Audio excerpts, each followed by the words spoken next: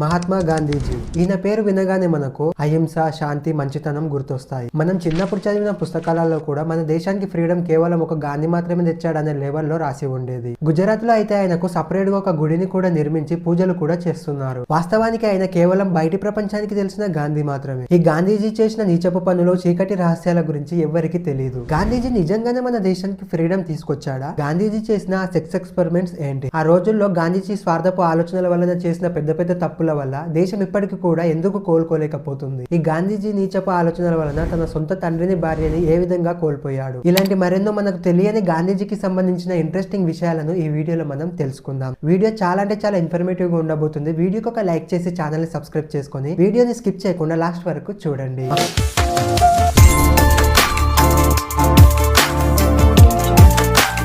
మహాత్మా గాంధీజీ. ఈయన పేరు వినగానే మన దేశానికి ఫ్రీడమ్ తీసుకొచ్చిన ఒక గొప్ప వ్యక్తి అని మనం అనుకుంటాం. కానీ ఈ వ్యక్తి వల్లనే మన దేశానికి ఎప్పుడో రావాల్సిన ఫ్రీడమ్ లేట్ గా వచ్చిందని ఎవరికి తెలియదు. గాంధీజీకి ఉన్న సెక్సువల్ థాట్స్ వల్లనే తన తండ్రి చనిపోయాడని గాంధీజీనే స్వయంగా చెప్పాడు. 1885 లో గాంధీజీ నాన్నకు ఆరోగ్యం బాగోలేక ప్రాణాలు కోల్పోయే సిచ్యువేషన్ లో ఉన్నాడు. అప్పటి వరకు తన తండ్రి దగ్గరే కూర్చున్న గాంధీజీ సడన్ గా లేచి తన వైఫ్ ని రూమ్ లోకి తీసుకువెళ్లి కథకానిచ్చేస్తాడు. కరెక్ట్ గా అదే టైంలో గాంధీజీ నాన్న చనిపోతాడు. హాస్పిటల్ కు తీసుకువెళ్లాల్సిన టైంలో నేను ఆ విధంగా చేశాను కాబట్టి నేను ఈ విషయంలో చాలా గిల్టీగా ఫీల్ అవుతున్నాను అని గాంధీజీనే స్వయంగా తన బయోగ్రఫీలో రాసుకున్నాడు. నేను ఈ విధంగా చేయడానికి నాలో ఉన్న ఈ సెక్సువల్ థాట్సే కారణం. కాబట్టి నేను ఈ కోరికలన్నింటినీ వదిలేసి బ్రహ్మచారిగా ఉండాలనుకుంటున్నా అని 1885 లో చెప్పాడు. కానీ మన తాత బ్రహ్మచర్యం 1906 లో తీసుకున్నాడు. ఈ గ్యాప్ లోనే ఆయన 2 పిల్లలకు తండ్రి కూడా అయ్యాడు. మొత్తానికి 38 ఏళ్ల వయసులో గాంధీజీ బ్రహ్మచర్యాన్ని స్వీకరించాడు. బ్రహ్మచర్యం అనే ఆలోచనలతోనే గాంధీజీ ఆశ్రమాలను కూడా స్థాపించాడు. ఇవి పేరుకు మాత్రమే ఆశ్రమాలు, కానీ ఇందులోని రూల్స్ మాత్రం రెడ్ లైట్ ఏరియాలో కంటే దారుణంగా ఉంటాయి. ఈ ఆశ్రమంలోని పిల్లలు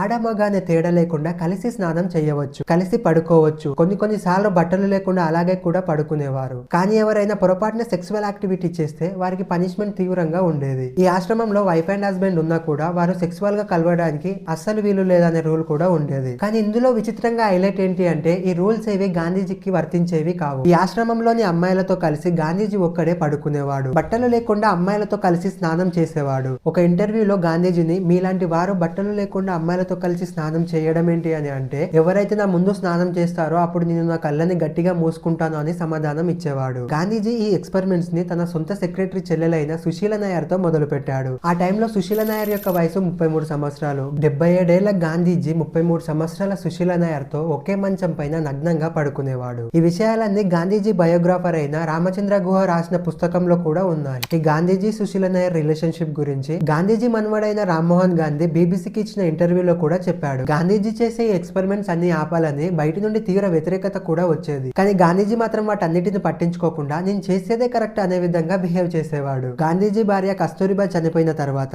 ఈ ఎక్స్పెరిమెంట్స్ మరీ ఎక్కువగా చేయడం మొదలు పెట్టాడు. మనల్ని ఎవడరా ఆపేది అనే విధంగా యంగ్ అమ్మాయిలతో కలిసి బట్టలు లేకుండా పడుకునేవాడు. అలా పడుకున్నప్పుడు టెంప్ట్ అవ్వకుండా తనని తాను ఎలా కంట్రోల్ చేసుకోవాలని టెస్ట్ కూడా చేసుకునేవాడు. గాంధీజీ చేసే ఈ తప్పుడు పనులు నచ్చాక గాంధీజీ దగ్గర ఎప్పటి నుంచో పనిచేస్తున్న నిర్మల్ కుమార్ బోస్ అనే వ్యక్తి తన జాబ్ ని వదిలేసి వెళ్లిపోయాడు. ఈ గాంధీజీ చేయాలనుకున్న ఎక్స్పెరిమెంట్స్ కోసం వరుసకు మన్మరాలు అయ్యే 18 సంవత్సరాల మనుని తన మనువడ కనో గాంధీ భార్య అయిన 19 సంవత్సరాల ఆబాని సెలెక్ట్ చేసుకున్నాడు. వీరిద్దరిని గాంధీజీ తన కర్రలని పిలిచేవాడు. గాంధీజీ ఎక్కడికి వెళ్లినా కూడా వీరిద్దరిపైన చేతులు వేసి వెళ్లేవాడు. గాంధీజీ చనిపోయేంత వరకు వీరిద్దరు గాంధీజీకి తోడుగా ఉన్నారు. ఈ మను ఆబా ఇద్దరు గాంధీజీని ఎంత గుడ్డిగా నమ్మేవారంటే గాంధీజీ ఏం చెప్పినా అందులో ఒక పరమార్థం ఉంది అని గాంధీజీ ఏం చెప్పినా చేసేవారు. 78 సంవత్సరాలున్న గాంధీజీ 19 సంవత్సరాల పిల్లలతో నగ్నంగా పడుకునేవాడు. దేనికోసం ఇదంతా చేస్తున్నావని ప్రశ్నిస్తే నేను కేవలం బ్రహ్మచర్యం కోసమే ఈ విధంగా చేస్తున్నానని సమాధానం ఇచ్చేవాడు. మన సనాతన ధర్మంలో ఈ బ్రహ్మచర్యాన్ని ఎంతో పవిత్రంగా చూస్తారు. పురాతన కాలం నుంచి ఎంతో మంది ఋషులు, మునులు ఎన్నో నియమ నిబంధనలతో ఈ బ్రహ్మచర్యాన్ని పాటిస్తారు. కానీ మన గాంధీ తాత చేసే బ్రహ్మచర్యాన్ని ఎలా అర్థం చేసుకోవాలో అది మీకే వదిలేస్తున్నాను.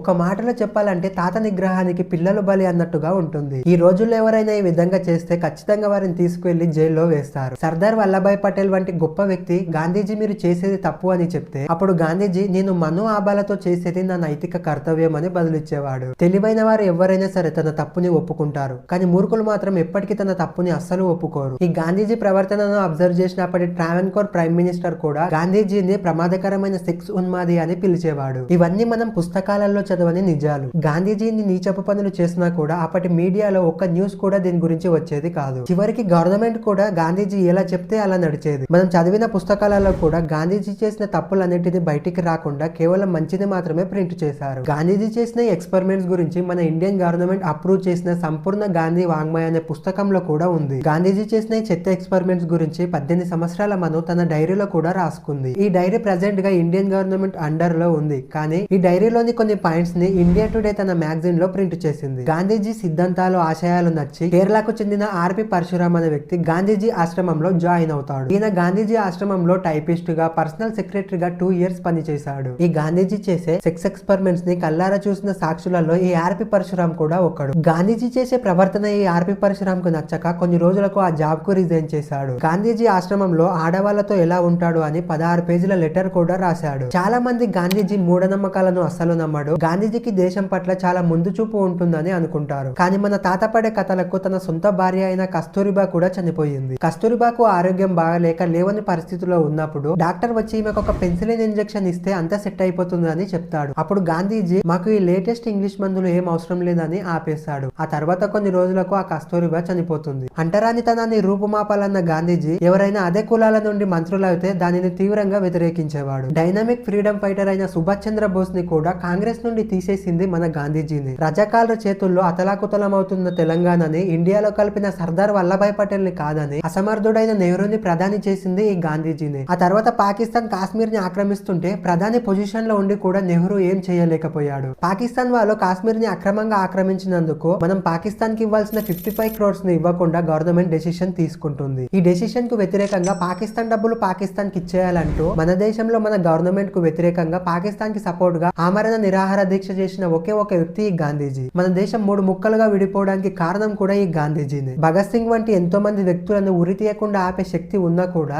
ఆపకుండా ఈ గాంధీజీ స్వార్థపు ఆలోచనల వలన ఇండైరెక్ట్ గా వారి చావుకు కారణమయ్యాడు. ఇలా గాంధీజీ చేసిన తప్పుల గురించి చెప్పుకుంటూ పోతే ఒక వెబ్ సిరీసే తీయవచ్చు. కానీ ఇలాంటి తప్పుల గురించి మనం చదివే పుస్తకాలలో మాత్రం ఎప్పుడూ ప్రింట్ చేయరు. ఈయన మన దేశం కోసం పోరాటం చేయవచ్చు, కానీ సుభాష్ చంద్ర బోస్ వంటి ఎంతో మంది గొప్ప వ్యక్తులు ఈయన కంటే ఎక్కువ పోరాటం చేశారు. వారికి సరైన గుర్తింపు మాత్రం రాలేకపోయింది. భారత చరిత్రలో గాంధీజీ ఒక పార్ట్ మాత్రమే, కానీ ఆ చరిత్రను సృష్టించిన వ్యక్తి మాత్రం కాదు. గాంధీజీ చేసిన ఈ చెత్త ఎక్స్పెరిమెంట్స్ గురించి మీరేమనుకుంటున్నారు? గాంధీజీ పైన మీ ఒపీనియన్ ఏంటో కింద కామెంట్ లో రాయండి. ఈ వీడియో మీరు ఇప్పటి వరకు చూసారంటే ఈ వీడియో మీకు నచ్చిందనే అనుకుంటున్నాను. ఈ వీడియో మీకు నచ్చితే వీడియోకి ఒక లైక్ చేయండి. ఇలాంటి మరెన్నో ఇన్ఫర్మేటివ్ వీడియోస్ కోసం నా ఛానల్ ని సబ్స్క్రైబ్ చేసుకోండి. ఈ వీడియో ఎవరికైతే ఉపయోగపడుతుందో అలాంటి వారికి మీరు షేర్ చేస్తారని అనుకుంటున్నాను. మరో మంచి వీడియోలో మళ్ళీ కలుద్దాం. అంతవరకు ఉంటాను. Bye bye.